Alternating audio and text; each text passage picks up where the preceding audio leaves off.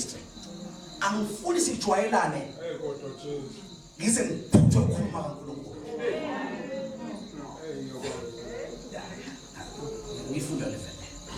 Khona sifazane eBhayibhelini Inkosi uMasimula waba nenhlanhla. Ayilo mama mfisi ngiyafisa ukumbona. Igama lakho Maria. Owathi emkhulelwe wamzala wamphipha. Kodwa the first miracle.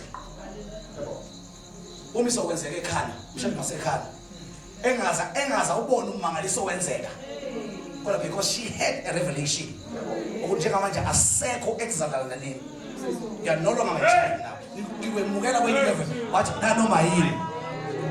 Abona nikuphi emsuku bathi ngethula umprofeti kaNkulunkulu wathi nanoma yini.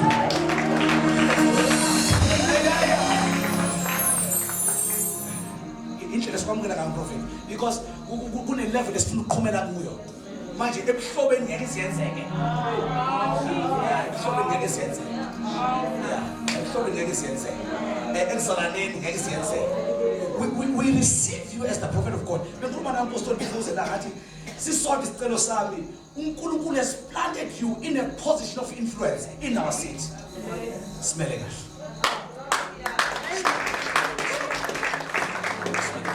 This city will never be the same. This city will never be the same.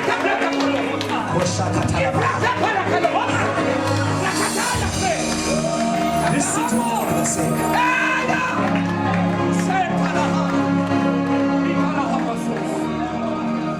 So ngiyafisa umuntu la endlini. Ngiyafisa umuntu la endlini ayivula inhliziyo. Asiba kwi-position yokwamukela the prophet of God. Uthi uNkulunkulu nanoma yena ufuna ukukhuluma empilweni yami ayenzeke.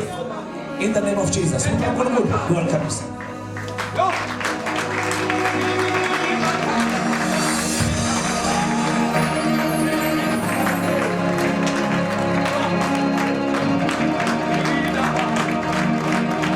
Sikhaya izandla ezikhoshayo Jesu ebusuku.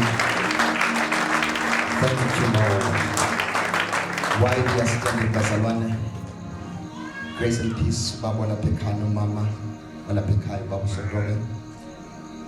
Nomama egameni likaJesu Kristu. Sipho sikaNkulunkulu. Ngiyacela sibashayele izandla ezinkulu. Hallelujah. Uyisipho bazalwane. Hallelujah. Asibingelele kulo. The angel of this house, Baba Sotobe. Thank you so much. Siyabonga usenze sibe ingxenye yalokho okukhulu uNkulunkulu akwenzayo lapha. You know, nginqobile ukuthi ikhanda lami lingaphambani. Funa ukuba right, but the things esifuna ukubona. Funa ukuba right. Siyabonga kakhulu. Ukukhona kukaJesu kuyezwakala endlini. Yeah, the house is warm. Amen. Thank you to all the servants of the Lord. Ngomusa inkosi ebabizele kuona. Siyabingelela egameni likaJesu Kristu ubaba umama. Lobhuti nosisi nabancane kwelihle igama lokufela uJesu Kristu. Amen. Kwakwaba ne-temptation. Kwakwaba ne-temptation. Ungathi ungavela ume kule ozelayo uthi ngicela ukuqhubeka naleze nomasuku. Yenza intando yakho.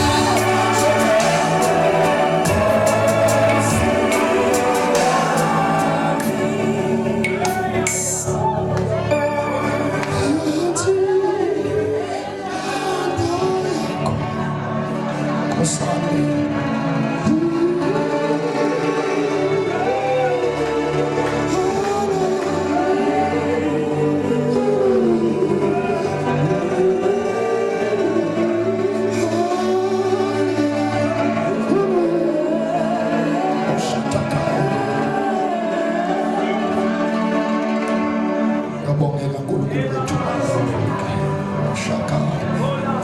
Ingaba yandole samani yakoseni dana. Ingaba senani. Inidia. Dia sokomania. Elababa samaya kosaya. Orama sande kapala. Ngiyabongela uNkulunkulu wethu. uNkulunkulu namandla onke. uNkulunkulu ongelinganiswe, efaniswe. You are an infinite God, an eternal God. You are from eternity to eternity. Shakapali amanda kosakapaya. Urama sando kopali azitakapaya. Yondoli akapali oshatamaya. Ukapali akosakapaya. Rimana sando lamama sando. Talamanda kosakapaya. Apapula kapaya. Olipala sirabakata. Namakita kapaya. Ramama sando. Ratamama sando. Ramama sando naya. Alea. Namakusha. Onamamase. Emando kosa.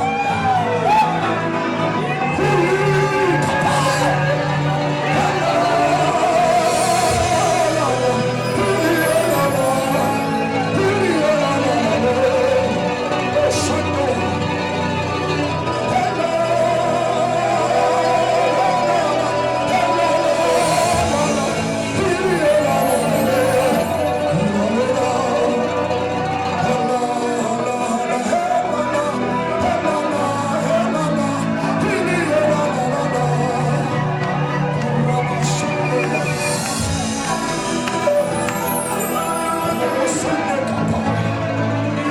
Thank you, Lord Jesus. Thank you for your grace and thank you for your presence. Thank you for your presence, oh God, that is so tangible in this place. I pray, oh God, that you may do a remarkable thing in our midst. Show us another side of you, oh God. In Jesus' mighty name. Thank you, Lord. Thank you, Jesus. Hallelujah. Thank you, Jesus. Maybe it's with you. Thank you, Lord. It was a very brief.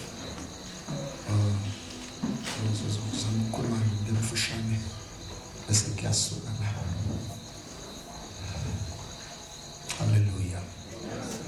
Please turn with me the book of Romans chapter 13. The book of Romans chapter 13.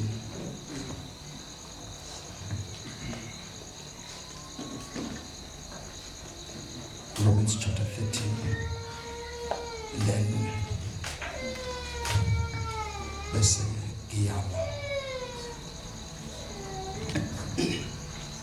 Romans chapter 13.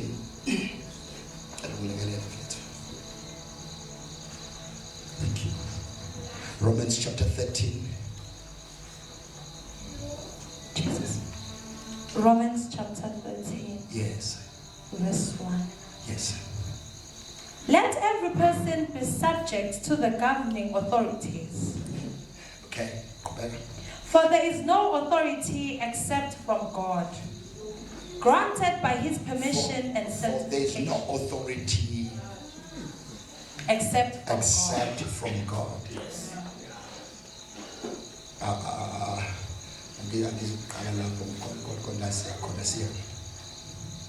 Obaliki igunya elikhonela lona lingamiswa uNkulunkulu. Leyo ke ihlula noma siyalithanda noma ngasilithandi. All the authorities are ordained by the Lord. Continue. And those which exist have been put in place by God. By God. Therefore, whoever resists governmental authority resists the ordinance of God. And those who have resisted it will bring judgment on themselves.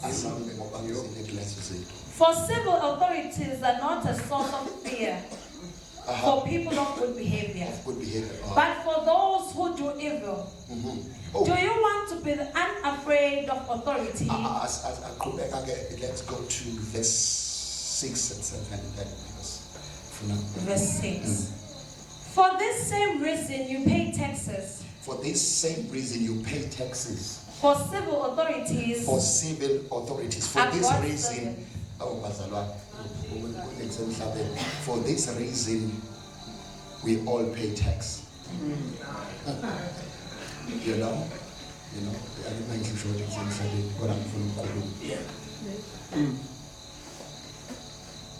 for this reason, whether muntu wakamasinguli uyathanda ukukhokhela noma uthanda, kodwa uyayikhokha intela. Ngiyangizwa leyo intela inhlaka sekuthe khona abasana. Afika usasa ama-tax returns akwenzile. Angithi ngiyazwa sabantu. Angithi ngikhuluma ngami. Usasa bese ethi usasa ngithumelele incwadi athi you are due for your tax returns. Esho kimi mina engiqashwe eswini kodwa bese ngomba enkomana afuna intela. Ya, ufuna ukukhokha. Yayizwa lento bazama. Ilena ethi sengithanda zingaqeda. Ngenxa yokuthi ngumhlali wase South Africa. Futhi yebo umhlali wase South Africa kunegunya elikhona ekuthiwa uSARS. Lokhu kungenza ke ngicomply. Ngiyangizwa uzona? Into ethi ngiyacomply uSARS. Ngoba igunya elikhona la. Ngisho uma angikhomba wena osebenzayo. Ngikhombe mina osebenza esontweni. Wasa qhubeka. For this same reason you pay taxes. Yes, for this same reason we pay taxes. For civil authorities are God's servants, devoting themselves to governance. Yebo. Pay to all what is due. Okay, verse. Pay to all what is due. Pay to all what is due. Tax to whom tax is due. Okay. Customs to whom customs. Respect to whom respect. Okay. Honor to whom honor. Thank you. That you give honor to whom honor is due. Ngizosho njalo kuphela. Mina ngizosho njalo ngithi give honor to whom honor is due. Sanibona esontweni. Give honor to whom honor is due. Ngasho njalo kuphela, ngasho kanjalo.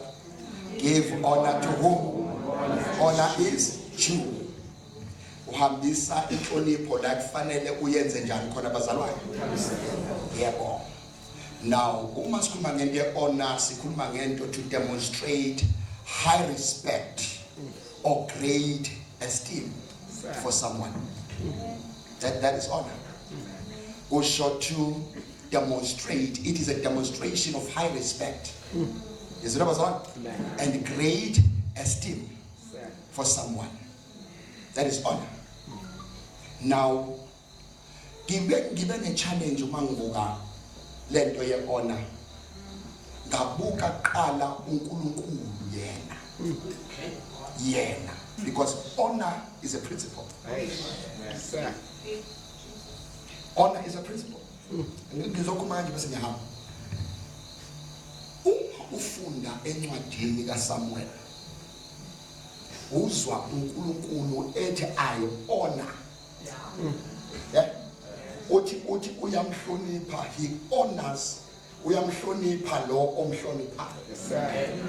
That is God speaking in the book of Samuel.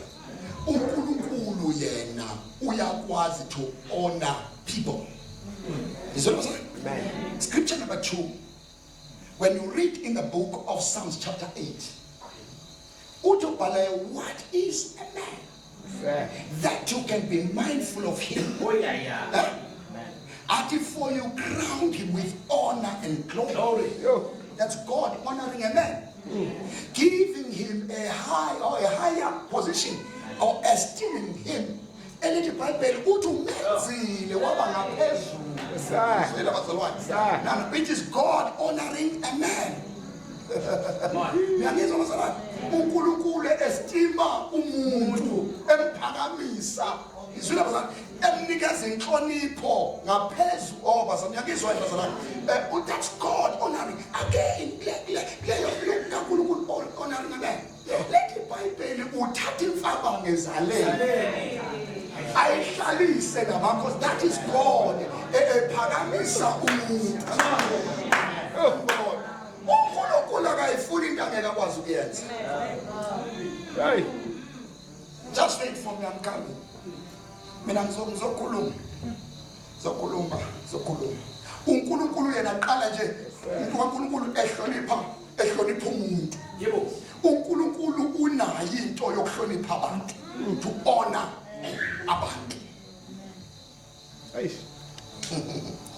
Sanibona bazalwane. Again bazalwane, mhlambi honor uqale ngifuna sibuke. Funa sibuke kuabantu, giving honor to God. Proverbs chapter 3 verse 9. Verse 9 to 10. Maningi amavesi. Proverbs chapter 3 verse 9 to 10. Proverbs chapter 3 verse 9. Honor the Lord with your wealth. How? Honor the Lord with your wealth. Honor the Lord with your wealth. And with the first fruits of all your crops. Okay. Honor the Lord. Honor the Lord with all your wealth. Now,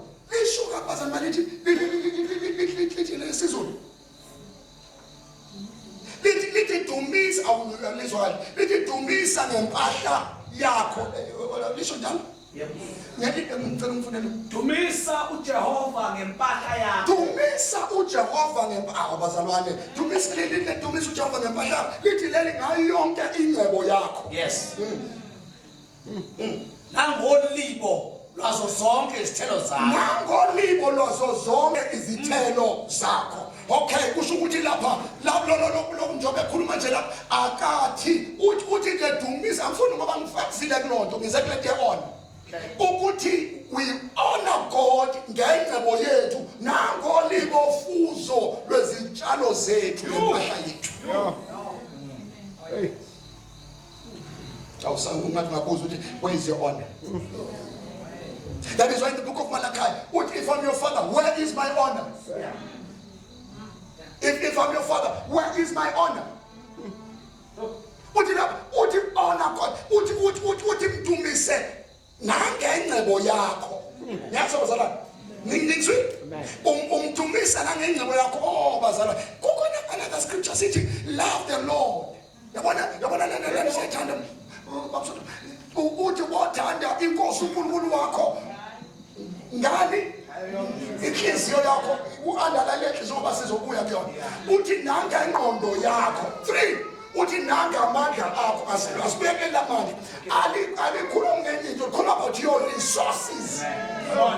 Umbuzo ukuthi mawumthanda, where are your resources? Yo. On 2 minutes on. Umthanda nanga ama resources akho. Hey. Bazalwane. Ngathi ngiyakhuluma into mina nganikhona I'm rendering some services athize. No. Apha amandla akho. Where is your one? And the Bible says inhliziyo yomuntu la ingcebo yakhe ikhona. Because bazalwane kulento siza ekhuluma ngeke honor. Bazalwane. Hallelujah. Lalela funda ke enye inkinga ke yalento ngoba uma sikhuluma ngento honor, it is the attitude of heart. When we speak of the honor is the attitude of heart. Ngizwa bazalwane. Ngizokhuluma la nto ethi the honor is the attitude of heart.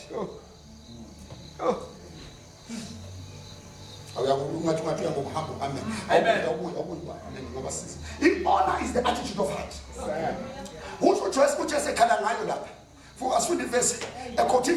Matthew chapter 15. Because honor is the attitude of heart. Oh, my God. Matthew chapter 15. Matthew chapter 15, verse 8.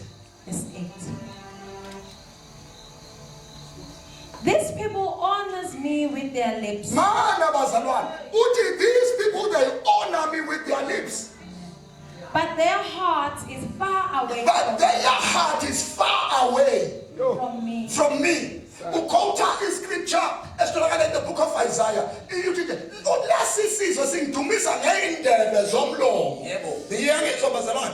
Now, when we speak of honor, it consists of two things. One.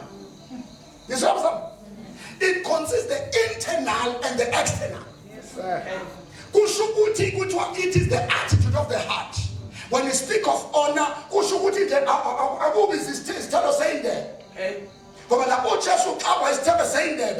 when it checks the heart,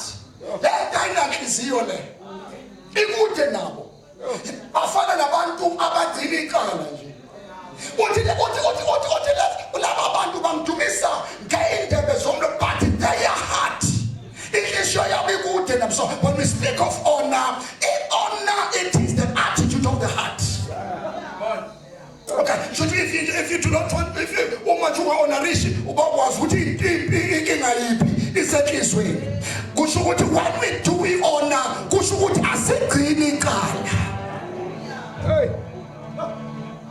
honor requires commitment. You commit your heart. Now, when we honor God, how Kapalia Vesia, Omasim to Misukulu, Nomasim Bonga, Asipagamisi Sanja Bupe, Citizen Pagamen and Kiss your TV Pagam. Kaya Dusha, I'm full with Fene, God to eat that Okobe, Kabalia, Okobe, for this one to Okobe, land of Bessienza. Besienza ngikhize akekho umuntu ebeyofanele sisimthethe yophamsi zakhe. Hamba nami. Akekho umuntu ebesiyomthethe ukuthi awuphamsi zakhe. Lento ilapha enhlizweni. Ithi nje awutshele umuntu ukuthi awuphamsi zakhe siphakama kuye. It is the attitude of the heart. If you don't do it, it's because your attitude is wrong.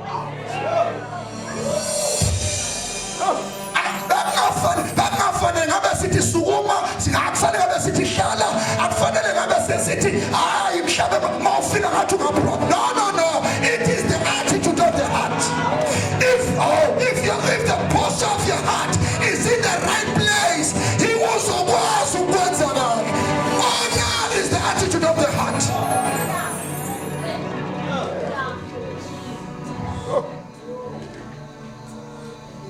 Awusanibona bazalwane.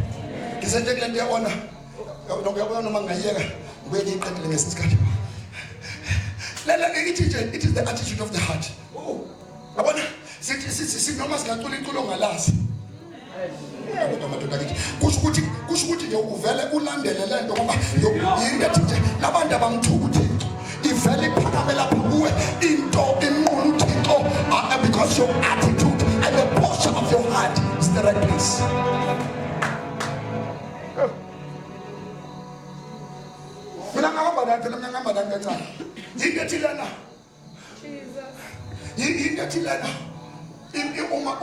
The posture of my heart is right. True, the attitude of my heart is right.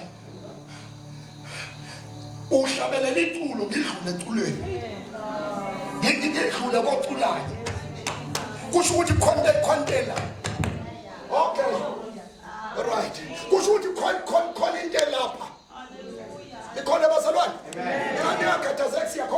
Now, your attitude, the attitude of your heart is right. Amen. Amen.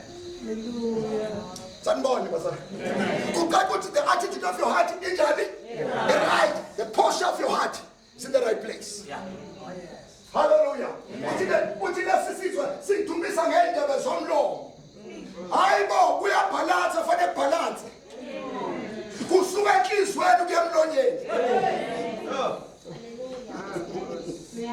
Oh, ngathi nje lokho kunama results. Asidlule, let's go to Proverbs 18:12. Sihonorisha uNkulunkulu.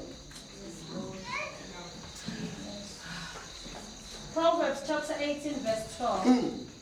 Before disaster, the heart of a man is wholesome and filled with self-importance. But humility comes before honor. But humility comes before honor.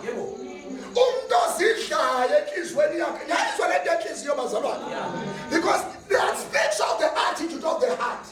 And I was look at no, I'm humble. No, I'm just a humble person. No. It is here show you. Sanibona baza ngisithobile nje ngisithobile kodwa inhliziyo ayisho ukuthi usithobile what usuhlezi phansi uphakama usuhlezi phansi ecansini isho into ukuthi khonde thethe ngoba umkhulu hayi bazalwa the posture of your heart ilana baza if uma lana yenhliziyo right ilana masuku ezosenza ukuthi singatholanga lutho kodwa singamdilize uNkulunkulu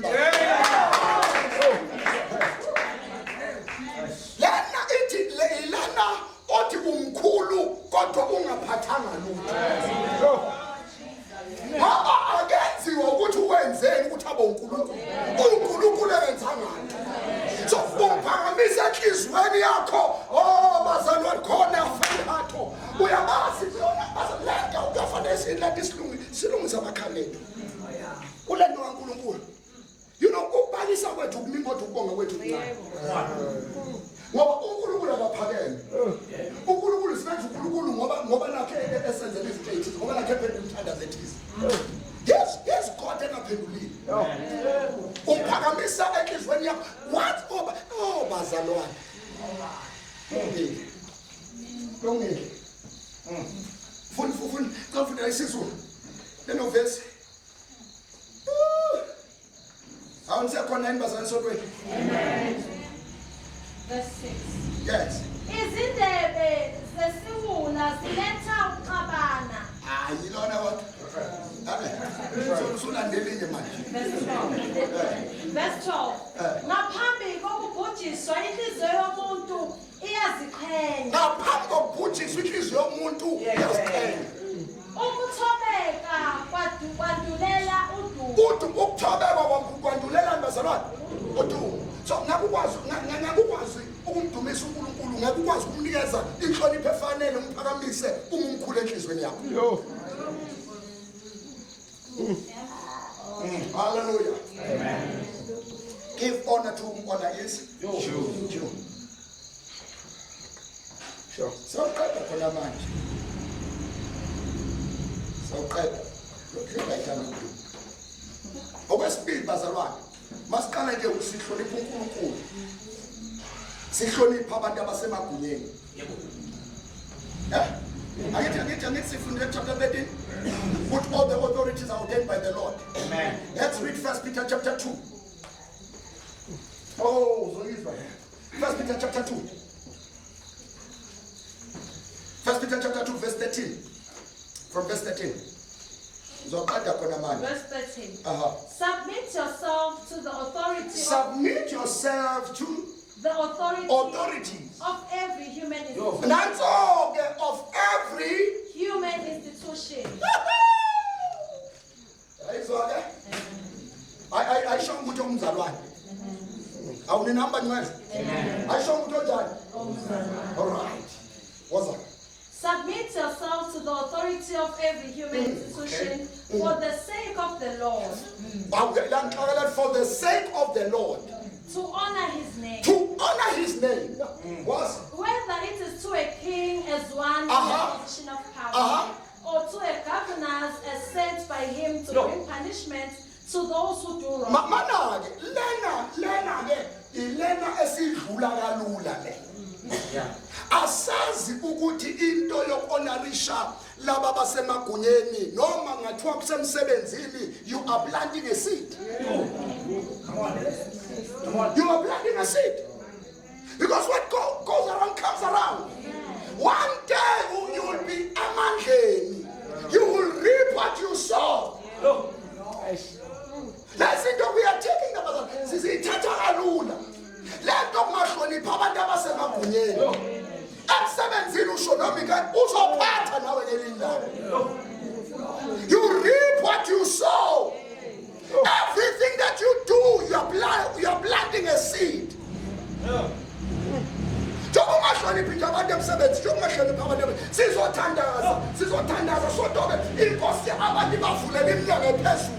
Kufika unkaboti ade besemagunyeni ngoba bengabahloniphi.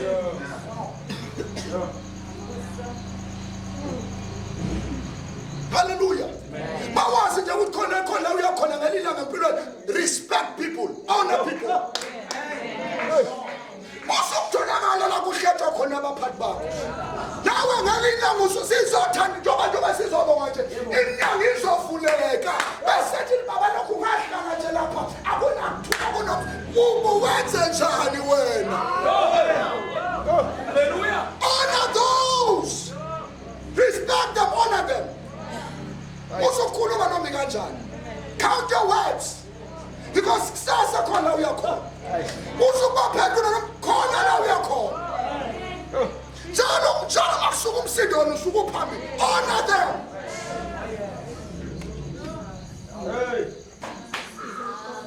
Sanibona. Lesi into sisithatha kancane. Ngoba sithatha sindawo ngithi kanti standards la. Yeah.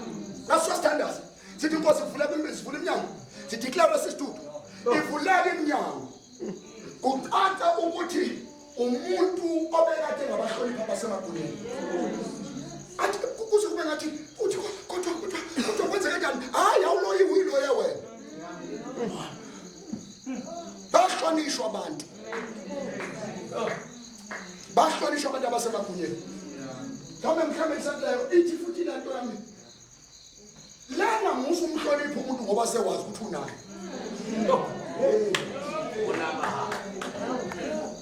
Uqili lo. Usumhlonipha ngoba uswazi igama lakhe. Hlonipha abantu because abantu angithi abantu bawumusa. Abantu bangamasana. You respect people because people are the gates. Kunabantu ngabahloniphi kodwa kusasa uzobadinga. Uzohlala phambi kwabo kwiphaneli bakuhloma imibuzo.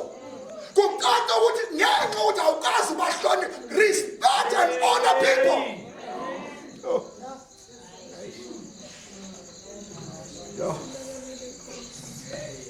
Hallelujah.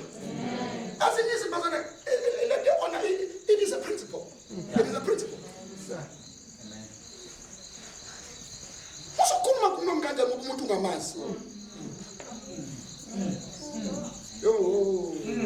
Angiyanga ngiphuma ngoba abanje lena lizongikhulumisa. Angike ngentshengula ngidlula. Ngike ngentshengula ngidlula. Angike ngentshengula ngisho ukuthi ngithini. Ngike ngentshengula there's a scripture, the book of Hebrews. Angithi ngike ngentshengula nje bazalwane. Ngoba lento ya honor awiqala phakathi. Awuzolapha awuzolesipho.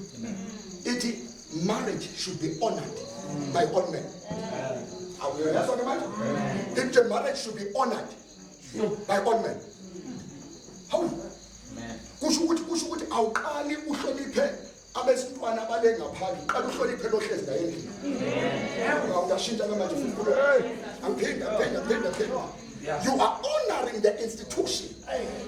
There are things on our position. You are honoring the institution. You are honoring the institution. One of the things that said the singer was must the perception. It matters much how to perceive your partner. It matters much how to perceive your partner. It's how you perceive her or it's how you perceive him. There is no honor.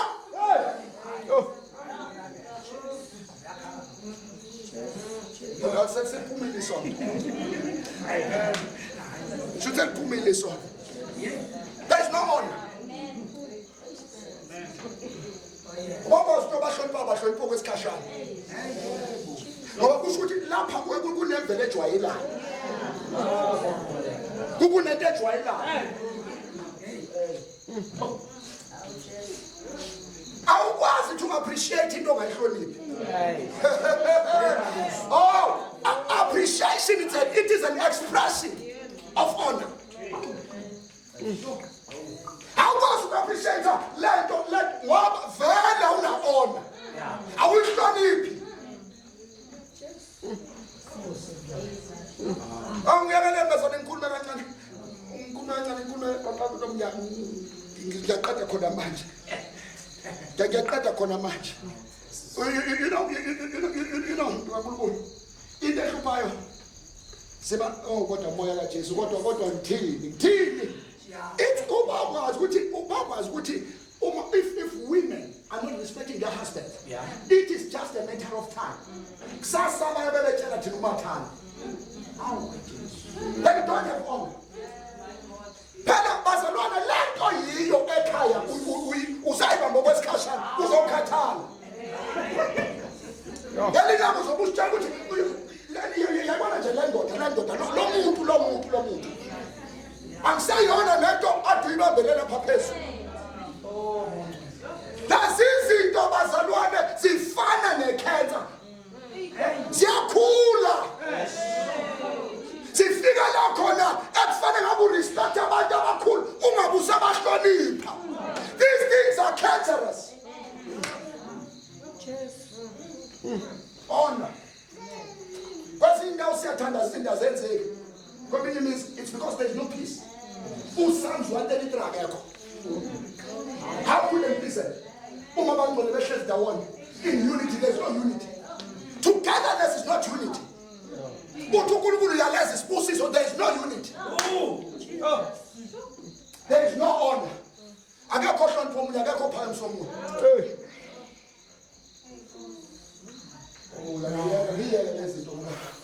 Angizeyila azikho lapha kodwa bakulento ngathi ilezi into ngathi ulimovo olukhulu. Sanibona bazalwane. Honor is a principle. Honor is a principle. Angikhulu. Let uhlonipha bonke abantu. Uhlonipha bonke abantu. Oh, bobo. Yeah. I'm not here kukhuluma ngomshado. I'm not here kukhuluma ngomshado. But I'll tell you into ekwenza ungakwazi ukumshada into ehlezi.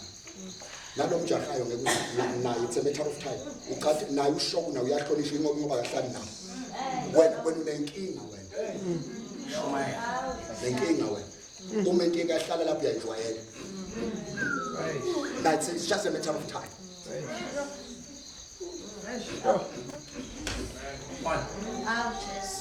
Sanibona bazalwane. Nami bengidlula ukuthi nje ya.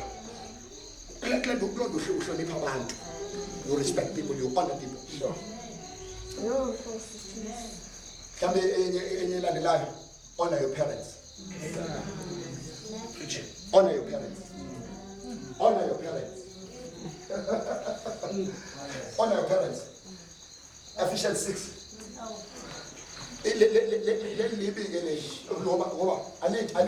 You honor your parents. Okay. It's a principle. Amen. You honor your parents. Funda. How so? Nothing going on. Ephesians 6:2. Ephesians chapter 6, verse 2. Ah. Honor, esteem, value as precious. Honor, esteem, value as precious. Your father and your mother. And be respectful to them. This is the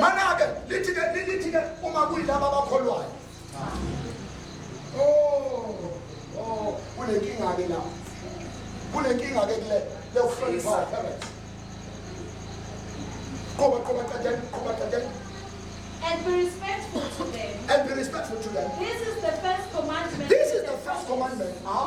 With a promise. It is the first commandment with the promise.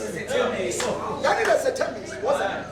So that it may be well with you. So that it may be well with you. And that you may have a long life. You honor your parents. You honor them. You honor them. I'm being. You honor them. You honor them. Sure.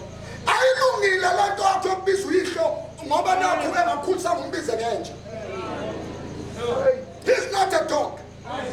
You respect, you honor.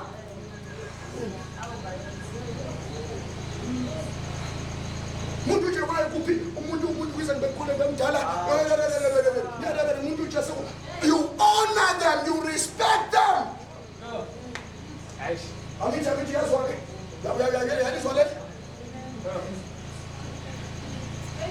Yeah. It is the first commandment. Sanbona bazalwane. Sanbona.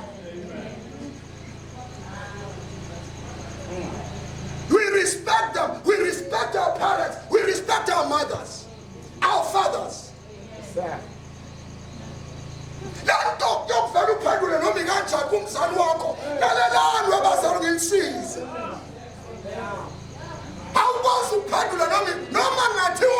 Rather keep quiet.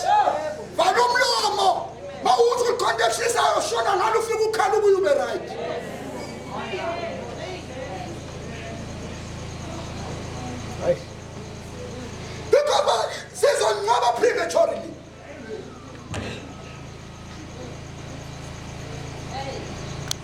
Umashito ngayithandi yazinto ayodwa thula. Kasikhethe upolisi ungonanga. We honor our parents. We honor them. Oh, you honor them. We honor them. We honor them. We honor them.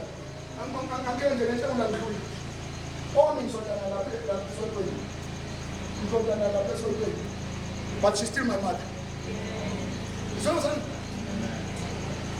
The most honor, but God, she's my mother. Thank you, sir. Thank you. Hallelujah.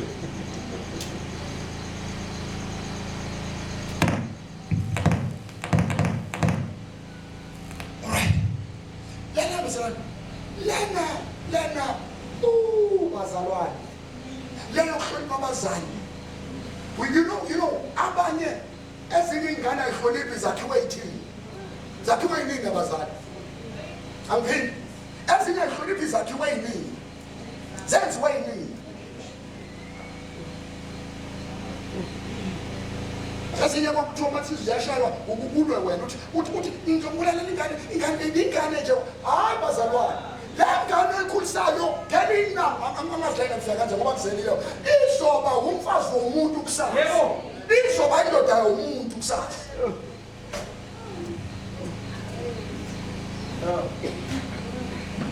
Yeah, bazalwane. Lena it will not in the spirit. Uma kufika kuyo mama. She's still my mom. Yes, bazalwane. She's still my mom, I respect her. Indeed, who's a mama that was a penny? Who would him some shabby? Would him some shabby? As it was even to hold grudges for our parents. We're not calling them back. I want to hold grudges. Will you need them? Utina changani langa ulasa.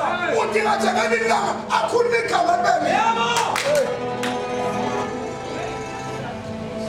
Akuni kamabeli. Ati kwa nini wabusha na mfano wangu? That's why no job. Ati kwa wabusha na wengine nkulu ati kwa wabusha na mfano wangu. We must honor our parents.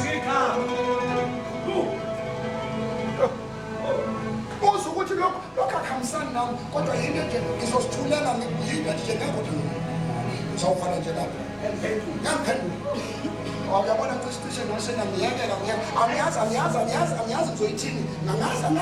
ngizoyithini ngizoyithini bazalwane angazi ngizoyithini sokuthi angazi ngizoyithini ley'ngane ezikwazi ukukhombola nemhlabeni. How can I start? How? Ngiqala kaphi umkhomba? Ukhala kwakhe. Come on. Phela sizolungisa izinto. Angikwazi ukuba yikhozi ukukhala komzali wami.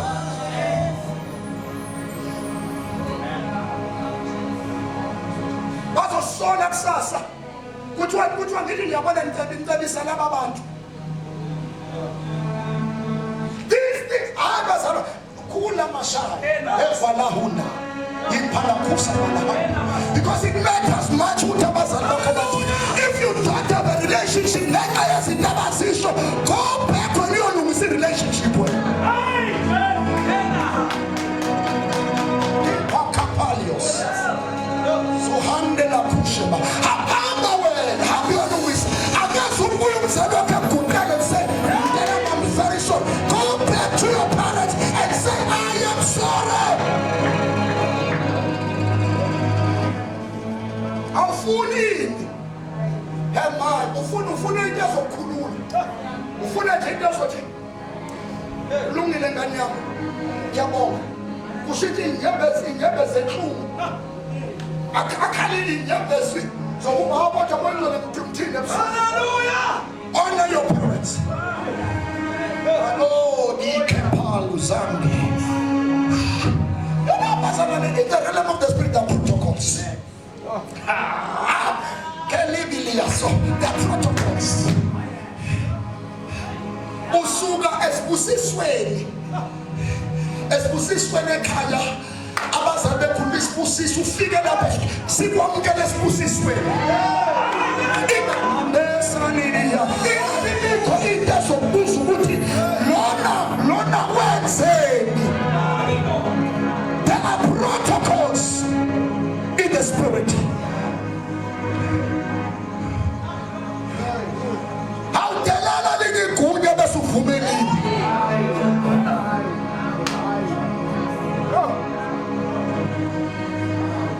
Lungile naseqedile. uNkulunkulu uzolungisa izinto nje uthumele kuyona ebusuku. Angathi ngiyabanda ngixolele. Ngixolele mangathi ngiyabanda. Kodwa yena ngiyithulile. You honor your parents. You honor your parents. You honor your parents. Let me show you.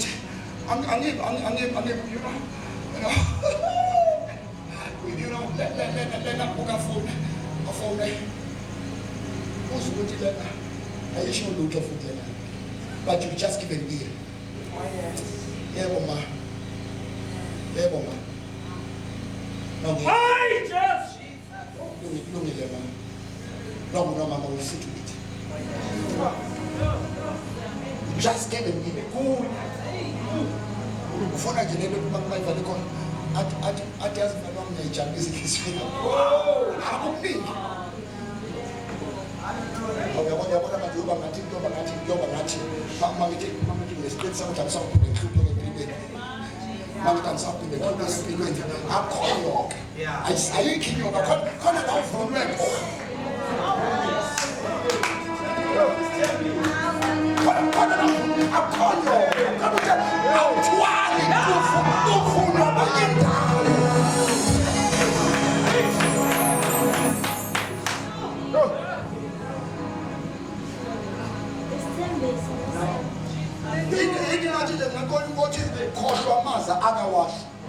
Just touch them off. Yes, sir. To the right.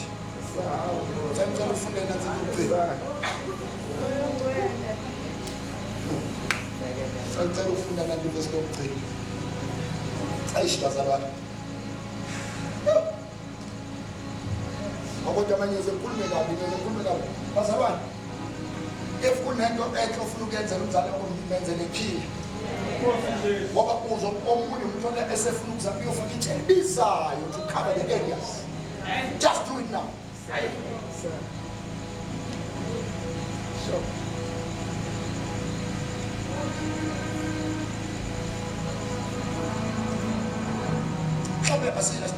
Honor your spiritual leaders.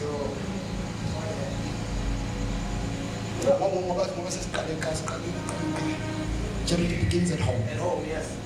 Charity begins at home. As it is towards the Lord, move towards the Lord.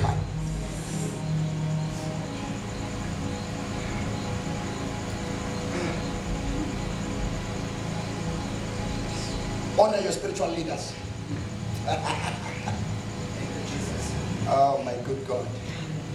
Tell them Verse chapter 3 verse 1.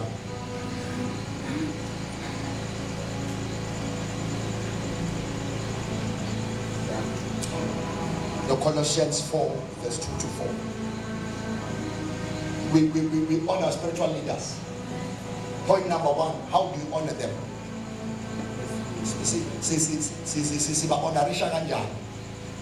By praying for them. Okay. That's point number 1. Yes. We pray for them. Yes. Yes, what was that? Yes. We pray for them. Yes. You pray for your spiritual leader. That is why it is easy for people who say,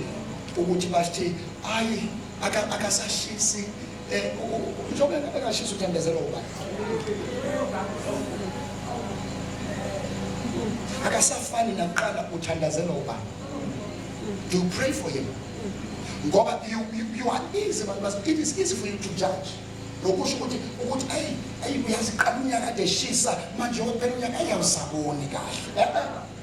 Point number 1, you pray for your spiritual leader. Amen. You pray for your spiritual leader. Your spiritual leaders. He's fighting your battles. He's fighting your battles. All on this is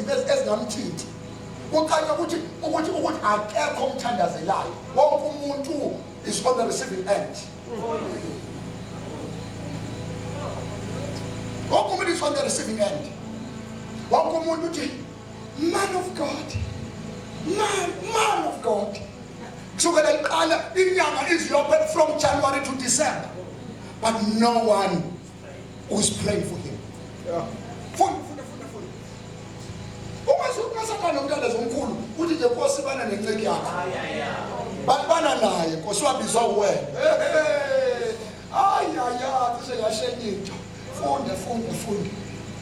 Chapter 3 verse 1. Finally, brothers and sisters, pray continually for us that the word of the Lord will spread. Pray continuously for us. That the word of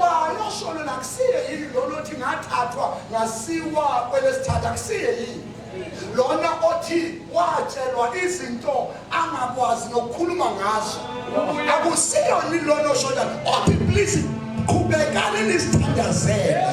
You pray for your spiritual leader. You know maso iyodwa into abayigadile bagadele dela ukuhluleka bese bekhuluma ubakwazi ukuthi awuzukuhlatshwa abanye abantu uhlatshwa ibona labo hlezi nabo abantu abahlale begade amaphutha. Not praying for the man, not praying for their spiritual leader. But in the teacher, I understand. Have you ever what was his card one time does it? So one time does a line.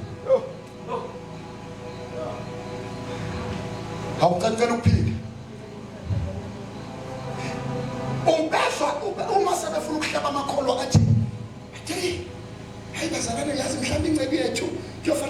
No. Abafuna ukuthandaza abafuna ukuhleba. Bafuna ukuhleba nje ngendlela engcwele. Kodwa nami mzalwane nami ngiyabona mzalwane ungathi akuhambi kahle. Ungathi akuhambi kahle kubaba nomama. Have you ever prayed for them? They're always masuku bagada uma ungathi khonde kuhambi kahle. mina qala ukusho mina ngisengabi naso isiqiniseko sokuthi basithanda ayithathi anginaso isiqiniseko sokuthi ngempela laba nabentandazana noma abangithanda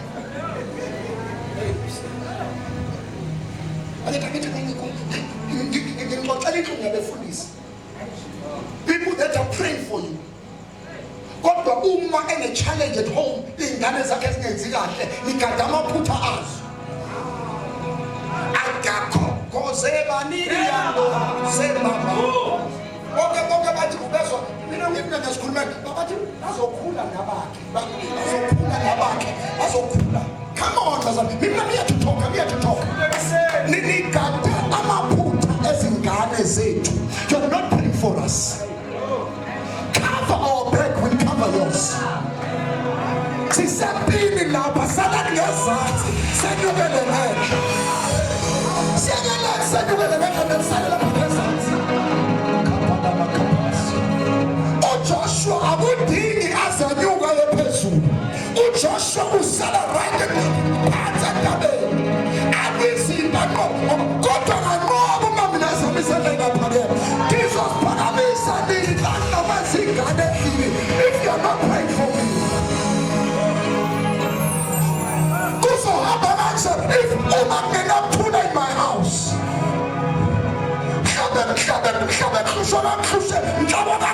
it's because of you.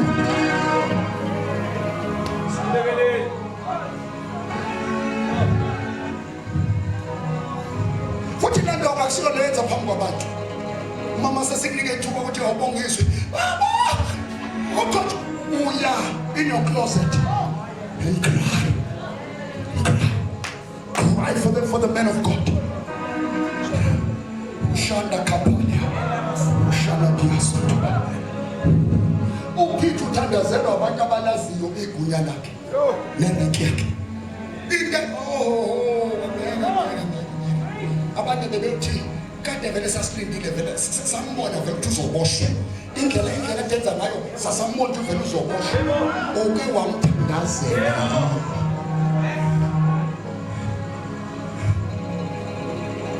ngifuna ukukhuluma abanye balinde ukuthi uNkulunkulu uzorivila izinto ezisixakile. God will never do that to you. Awuthembekile wena. That is why sodoba uNkulunkulu sometimes uzisela abantu bangaphandle abantu esingabazi ovela ngene emthandazweni abona isithombe sakhe athi inakhapha imini uthapha sula phutha kapha.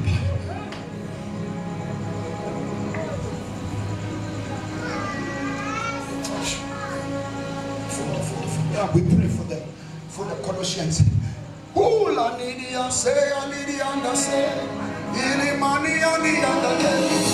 Ela mani anda day. Sidia nani anda sidia anda na moshe. Oh God. Ali anda li mani anda say ili anda day. That's okay. Shakuta na doske.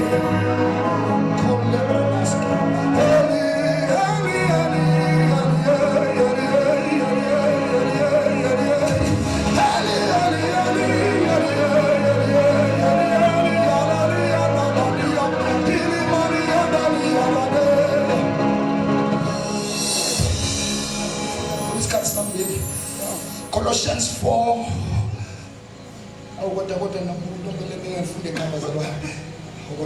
Colossians 4 verse 2 to 4.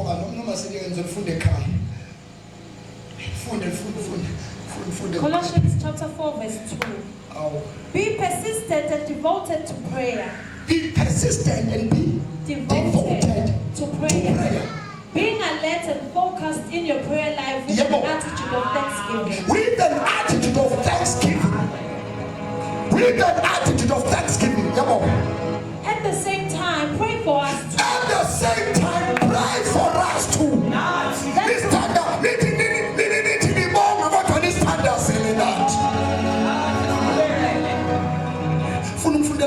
Nathi nisikhulekele ukuze uNkulunkulu asivulele umnyango wezwi ukuba sikhulume imfihlakalo kaKristu endiboshiwe ngenxa yakhe.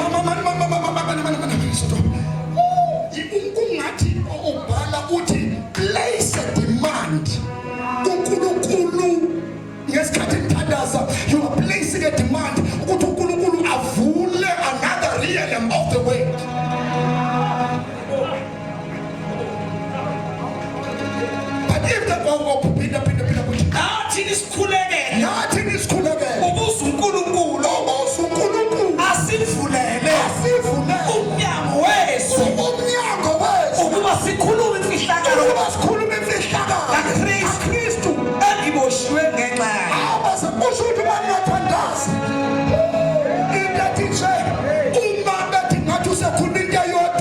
it's because abantu are placing a demand emthandazweni.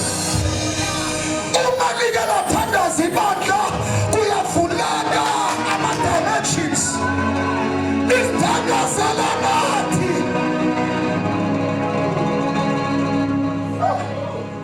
Ayabona. Iyakele. It's just that people, they don't know. Uyazi ukuthi kuthi abantu ebandleni abantu abasha ushithi umlayezo ushithiswa yidemand abayiplace ufika wena yazi ngathi ufika abantu ushite your message ukhulume ngoba ufika abantu abanehanga ngeke ubenzele ukuthi abantu abasuthi ngeke ubenzele uma basuthi ngeke bakuthandazele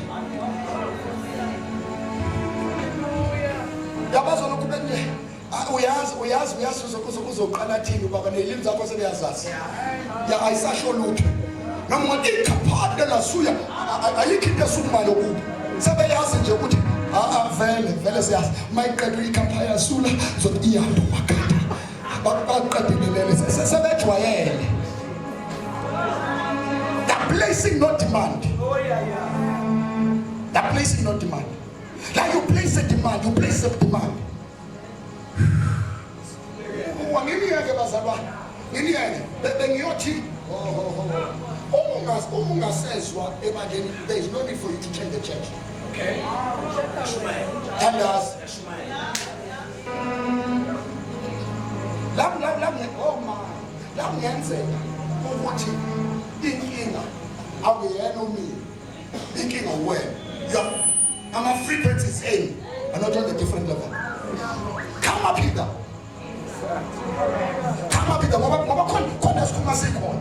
Ona kusiza uma ungafikanga khona. Angiyeke. Isikhathi sambili Nesa bazalwane. Into nje ukuzixakwa awuna reception akuna network la ukhona vele ayikho into esingayenza noma ngathi ngiyafona la ukhona vele come up here ukuze uzozwe ngoba ungasezwa nje ngokwazi kungenzeka ukuthi akusiye kodwa wena angiqede vale ang ngizoyela ngalokho basaba my God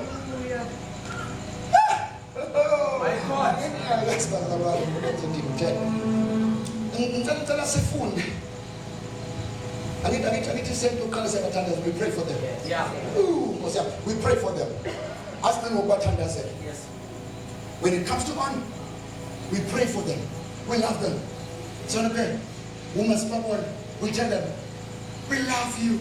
Yes.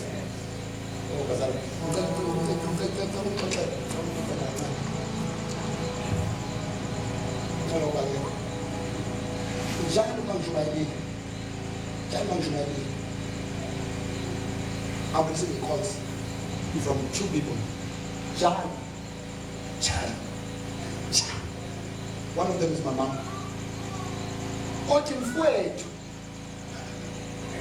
Hayi wena ungekho umzwa uNkulunkulu. Yes, the second one, there's a lady. There's a lady. Whether it's a Monday or Sunday, she texts. And you know that you're dead. We bless the Lord for your life. At your teachings. We have to take.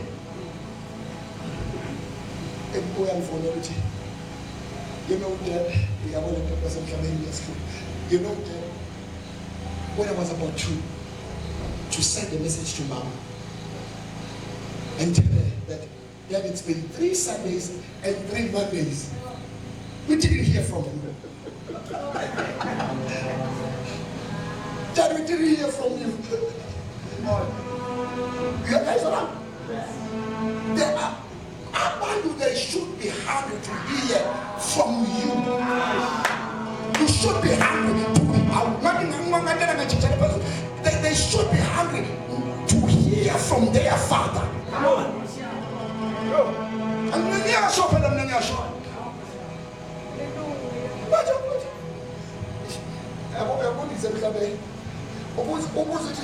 Where is our main guest preaching?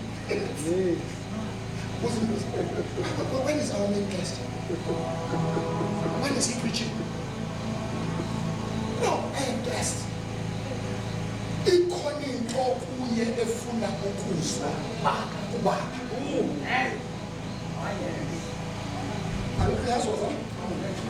So let me push to pray for their future. Yeah.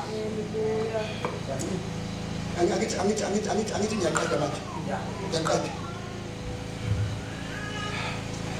mina ngilapha ngomshumayeli futhi ngiyahamba angisiyena lapha ekhaya ukhona baba lapha ekhaya ngiyizwa msana mina ngenze njani mina ngiyashumayela ngiyahamba ukhona ubaba kophi khona lapha ekhaya ngiyizwa land athi you awumkhathanisi ngiyasho lento on awumkhathanisi awuthi ayi uthi masimla mayisethi was ukuthi awumkhathalisi you esteem him ngoba noma simula ukufika kwakhe la ebengekayifikele without him you honor him.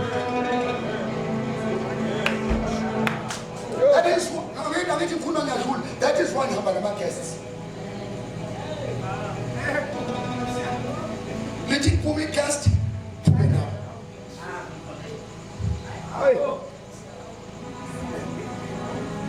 qedele cela sifunde bazalwane uma ke usumhlonipha uma usumhlonipha umuntu kaNkulunkulu awugcini ngomlomo you demonstrate. Hebrews chapter 13:17 bese ngiyayeka on omunye angivulele 1 Timothy chapter 5:17 from the Hebrews chapter 13:17 ngiyeka Hebrews chapter 13:17 Obey your spiritual leaders. Man, obey your spiritual leaders. And submit to them. Obey your spiritual leaders and submit to them. Recognizing their authority. Recognizing their authority over you. Over you. The numbers are right.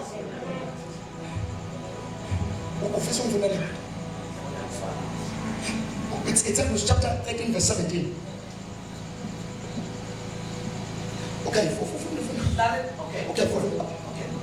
Lalelana abaniholayo nibathobele ngokuba balinde imphefumulo balonde imphefumulo yenu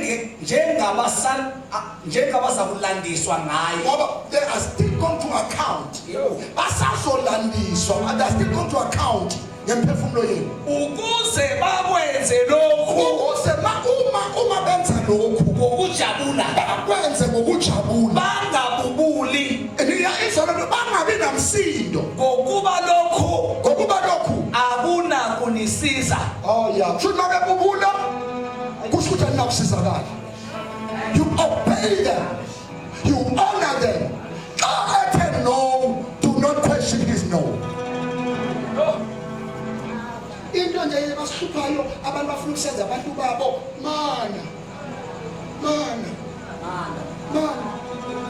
ngeke service abanye bafika la ekhaya bengalazi begama lesonto balithola sebephakathi abanye babona emngcwabeni bathi sasamthanda umfundisi bezesontweni likaSotobe bengalazi igama mayisefike la ngasamthanda uSotobe mayise lapha akasamthanda uSotobe sengathi le nto seyazi kangcono ukudlula uSotobe. You obey.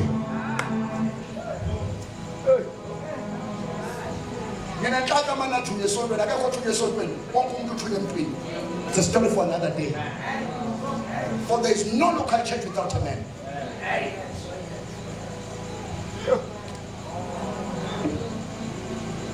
That is why most of us, we love the church more than loving the man. That is why we think that that is why we think that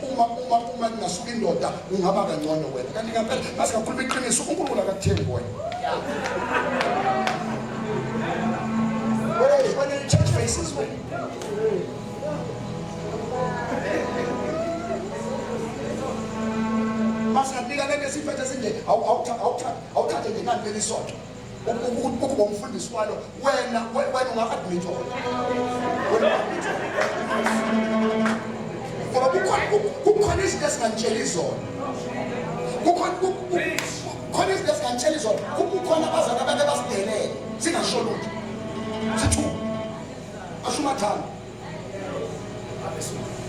yeah.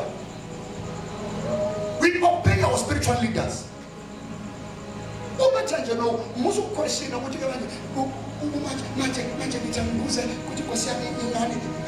said no. Yeah. Verse 5, chapter 5, verse 17. Yes, we honor them.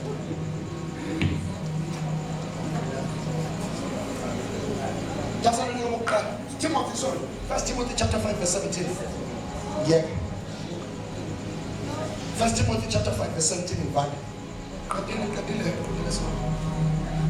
Oh, Kapalia Sunday Kapalia. Shamamando Sebahai. 1 Timothy chapter 5, verse 17. Yeah, more. The elders who perform their leadership duties well, the elders who perform their leadership responsibilities well are to be considered worthy of double honor, financial support. Financial support. Especially those who work hard. Especially those who work hard. And preaching and teaching. The word of God. Concerning eternal salvation through Christ. Amalunga aphatha kahle akuthiwe afanele ukutuswa okuphindiwe now kubafanelwe yi-double honor. Listen up, son.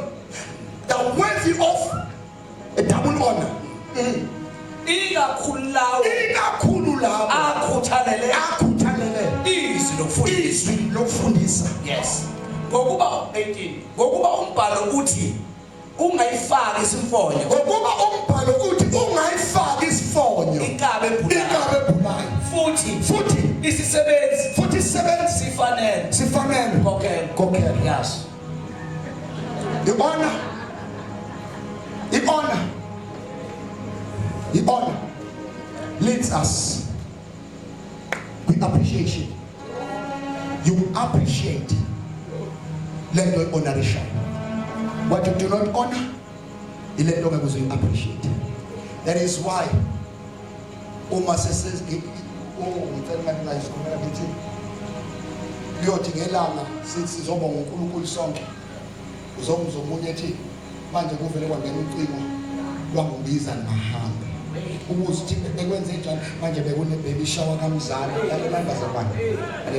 we know the value, if we value into esiyenzayo, there are things ezinesimanga. Two, if we know into ye appreciation ukuthi yenzayo. Understand this.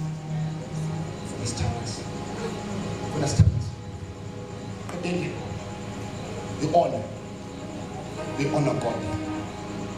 Kuze kuyofika umuntu kaNkulunkulu si-honoration, the attitude of the heart. If the attitude of your heart is not right, yeah, that is why we always complain. Siya complain uma ufanele kwenzelwe umuntu.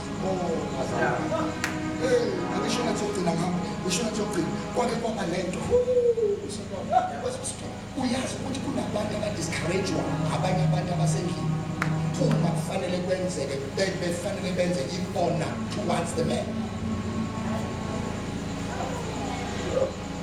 Ngani siyanikela iminikelo yonke iyanikela vele akasho nokuthi yenzeni. Kodwa manje futhi ngathi manje yabona nje vele baqinisile emhlabeni bathi abefundisi kaHlima maningi kwake kwenzeka loo nto ayiqala yake yenziwa umuntu osesonweni likaJesu. Wafika owesifazane ekuthiwa uphethe ibhodlela le-alabaster namafutha enadi. Kuthiwa wafika wawathela enyaweni zikaJesu ngokuseqedile sekulele. Now kuthiwa yakhala indoda yathi indoda hayi ngabe sithathele imali sasasanika abampofu namanga akafuna abampofu uma engatholi ithuba uzoyidla le mali. Kodwa kunenkinga ukuthi kwenzelwa bani. Ngicela ukusho nathi ngifuna ukusho prophetically bese ngiyahamba into ethi ngesikhathi amafutha ewathela kuthiwa iphunga lahamba. Uma kwakukhona abangalesithe bezwe iphunga kwabuzwa ukuthi amafutha lana yinadi phela lena. Kwathiwa ubani osenenadi kwatholakala ukuthi lowo wesifazane okhulula uJesu ebadimonini lalabazalwane yinadi lando ye-honor ne-appreciation izomemezela abantu ilokampani yasote izomemezela abantu will hear bayoswa nawe.